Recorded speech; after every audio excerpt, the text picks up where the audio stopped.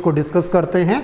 पहला है additivity, means कैसे हम चार्जेस को ऐड कर सकते हैं, 1 2 3 ऐसे कर करके हम कैसे चार्जेस को ऐड कर सकते हैं।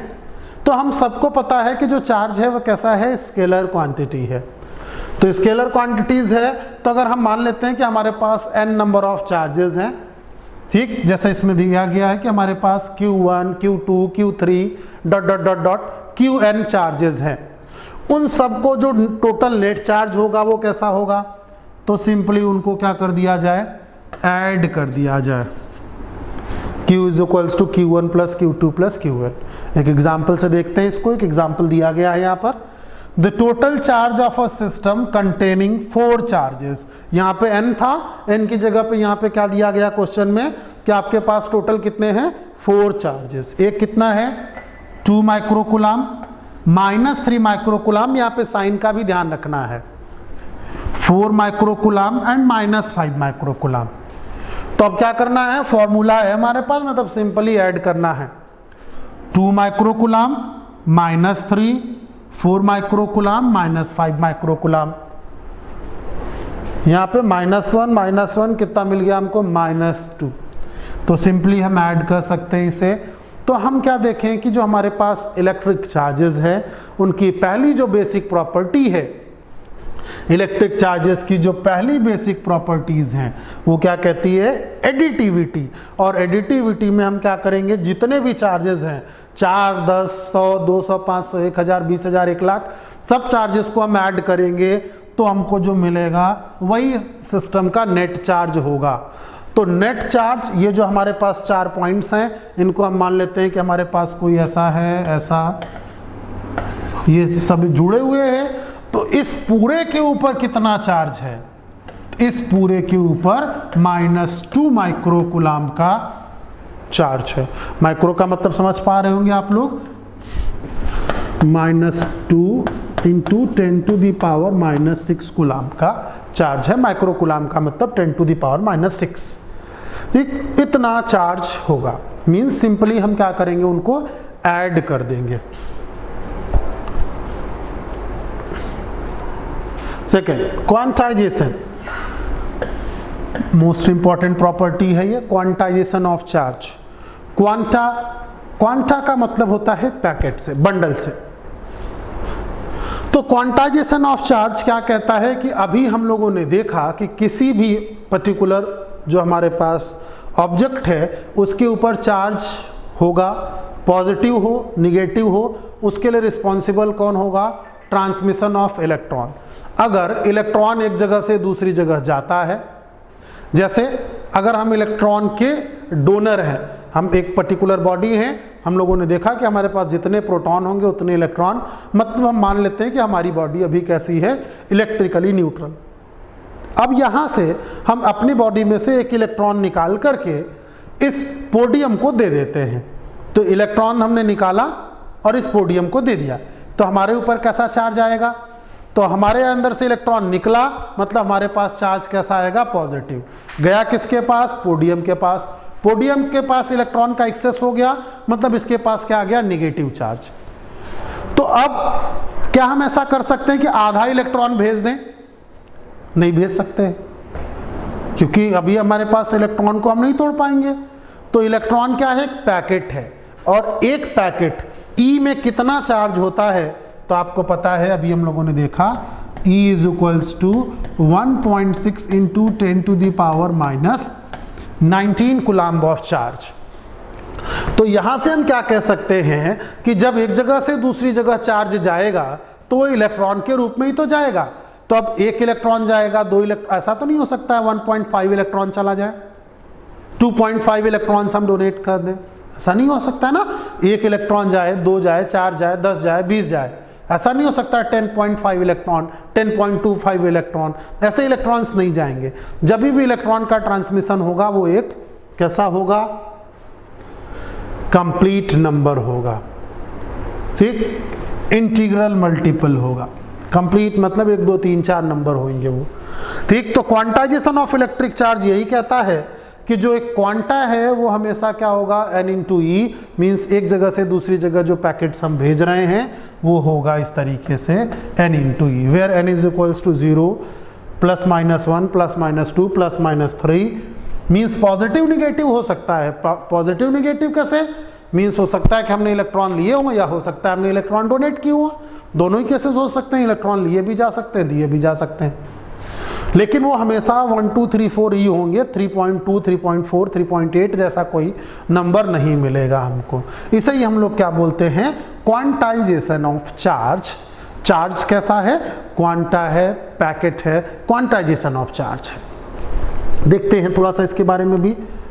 Which is bigger a coulomb और a charge of an electron. कह रहा है दो हमारे पास मैग्नीट्यूड हैं, उसमें से कौन बड़ा है, कौन सा बड़ा है, कह रहा है अ कूलम, मीन्स 1 कूलम बड़ा है या 1 इलेक्ट्रॉन बड़ा है। अब इसके लिए तो हमको देखना पड़ेगा कि 1 कूलम, तो पहला तो देखें कि चार्ज कितना दिया हुआ है, 1 कूलम, और charge of an electron, charge of an electron, एक इलेक्ट्रॉन के पास कितना चार्ज है, -1.6 into 10 to the power minus, चलो नीचे लिख लेते हैं, -1.6 into 10 to the power minus 19 coulomb charge होता है। अब आप बताएं कौन सा बड़ा है, इसके पास तो 10 to the power minus 19 power है, खुद निगेटिव है, जबकि यहाँ पे हम 1 कूलम ऑफ चार्ज की बात कर रहे हैं। इसका मतलब बड़ा चार्ज कौन है, 1 कूलम। तो यहाँ पे हम क्या बोलेंगे, 1 coulomb charge is bigger charge. Then how many electronic charges from 1 coulomb of charge. तो अगर अब 1 कूलम बड़ा है तो हमको पता है कि भाई मिलेगा, कैसे बनेगा, Q is equals to N into E, E क्या है 1.6, तो इसी से मिलके तो बनेगा। तो आपको ये पता करना है, अब यहाँ पे आपको क्या पता करना है, अब यहाँ पे आपको पता करना है कि इन दोनों में से जब ये बड़ा है तो इसमें कितने, यहाँ पर कितने नंबर ऑफ इलेक्ट्रॉन्स होंगे। तो फॉर्मूला है आपके पास, Q is equals to N into E, रख दिया जाए। Q कितना है, 1 कूलम ऑफ चार्ज, N कितना है नहीं पता, चाहिए हमको, E की वैल्यू कितनी, 1.6 into 10 to the power minus 19 coulomb. अब क्या किया जाए, n चाहिए तो सिंपल है, n इज इक्वल्स टू क्या मिल गया, 1/1.6 into 10 to the power minus 19। इसको सॉल्व करेंगे हमको क्या मिलेगा, 1/1.6 that will be 0.625 into 10 to the power 19। तो इसे हम ऐसे भी लिख सकते हैं, 6.25 इंटू 10 टू दी पावर 18। इतने इलेक्ट्रॉन चाहिए होंगे हमें। तो इसे और भी कई तरीके से इसी सेम क्वेश्चन को पूछा जाता है, ऐसे भी पूछा जाता है, find the number of electrons to constitute 1 coulomb of charge. दूसरा ये खुद तरीका आपको दिख रहा है यहाँ पे, how many electronic charges from 1 coulomb of charge. तो इसका दोनों का ये आंसर वही है, 6.25 into 10 to the power 18 number of electrons हमको चाहिए 1 कूलम चार्ज को कंस्टिट्यूट करने के लिए। तो 1 कूलम ऑफ चार्ज के कंस्टिट्यूट करने के लिए हमको कितना चाहिए, 1 कूलम चार्ज को कंस्टिट्यूट करने के लिए हमको 6.25 into 10 to the power 18 electrons की ज़रूरत होगी। ठीक, तो हम क्या बोल रहे हैं, क्वांटा, तो जहां भी जाएगा एक पैकेट जाएगा, मतलब एक इलेक्ट्रॉन को तोड़कर हम नहीं भेज सकते हैं, एक इलेक्ट्रॉन ही जाएगा। इज इट क्लियर होना चाहिए, आई थिंक यहां तक क्लियर है। अब आपको हम लोग देखते हैं थर्ड प्रॉपर्टी, इसको थोड़ा सा ध्यान देंगे, कंजर्वेशन। कंजर्वेशन का मतलब क्या है, that can be neither created nor be destroyed।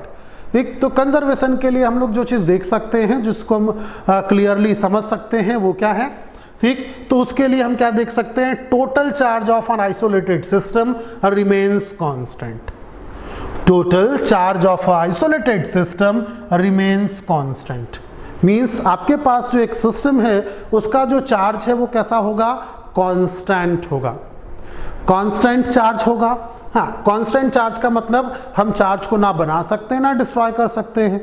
तो जब हम चार्ज को ना बना सकते हैं ना डिस्ट्रॉय कर सकते हैं तो फिर total charge of an isolated system remains constant, बिल्कुल कांस्टेंट ही रहेगा। जैसे हम इलेक्ट्रिकली जो हमारे पास सिस्टम है वो कैसा है, न्यूट्रल है। अब मान लेते हैं हमारे पास एक कोई सिस्टम है यहाँ पर, लेट से सिस्टम ए, दूसरा सिस्टम बी। अब हम मान लेते हैं कि हम क्या करते हैं कि हम यहाँ से एक इलेक्ट्रॉन को निकालते हैं और इसको दे देते हैं। तो ए के ऊपर क्या आ जाएगा, प्लस चार्ज आ जाएगा, बी के ऊपर नेगेटिव चार्ज आएगा। तो ए के ऊपर प्लस, बी के ऊपर माइनस, ओवरऑल चार्ज तो वही रह गया। कोई चीज हमने बनाया क्या, नहीं। क्यों, इसका पूरे सिस्टम का नेट चार्ज देखेंगे तो ये न्यूट्रल ही है, इसका नेट चार्ज कैसा है, न्यूट्रल। तो इनके ऊपर पॉजिटिव आया तो इनके ऊपर निगेटिव आ गया। ये क्या है, कंजर्वेशन ऑफ चार्ज। ठीक, तो इससे हम और भी क्या कह सकते हैं, the electric charges can neither be created nor be destroyed, they can only be transferred from one form of a body from one body to another body. जैसे यहाँ पे आप देख पा रहे हैं कि इससे गया, इसके पास चला गया, तो वहां पे कोई चार्ज क्या डिस्ट्रॉय हो गया, आंसर इज नो। कोई चार्ज जो नया बन गया हो, नो। इसका मतलब क्या है कि जो चार्जेस हैं वो ना ही डिस्ट्रॉय होते हैं ना ही वो जनरेट होते हैं। अब एक चीज और इसमें हम कह सकते हैं कि आपने पढ़ा होगा क्लास 10th में कि जब रेडियो एक्टिव डीकेज को हम लोग देखते हैं तो रेडियो एक्टिव डीकेज में हम लोगों ने देखा है कि एक न्यूट्रॉन टूट करके प्रोटॉन इलेक्ट्रॉन बना देता है। तो बात तो वही हो गई, फिर से एक प्रोटॉन, एक प्लस ई माइनस ई मिल करके न्यूट्रल। तो ये चार्जेस क्या हो गया, neutral. Means overall charge of the system remains zero. तो कोई भी चार्जेस अगर हम कहें कि यहाँ पे जो आप देख रहे थे ये मिल करके जीरो होता है, फिर अलग अलग बनते हैं, फिर जीरो। सो हम ऐसा भी कह सकते हैं the net charge of an isolated system is remains constant, और ऐसा भी कहा जा सकता है the net charge of the entire universe, पूरे यूनिवर्स का भी जो चार्ज है, पूरे यूनिवर्स का जो चार्ज है वो भी कैसा रहने वाला है, वो भी कांस्टेंट रहने वाला है, वो भी कंजर्व है। क्योंकि हम ना तो चार्जेस को क्रिएट कर सकते हैं ना डिस्ट्रॉय कर सकते हैं। That is about basic properties of electric charge, basic properties of electric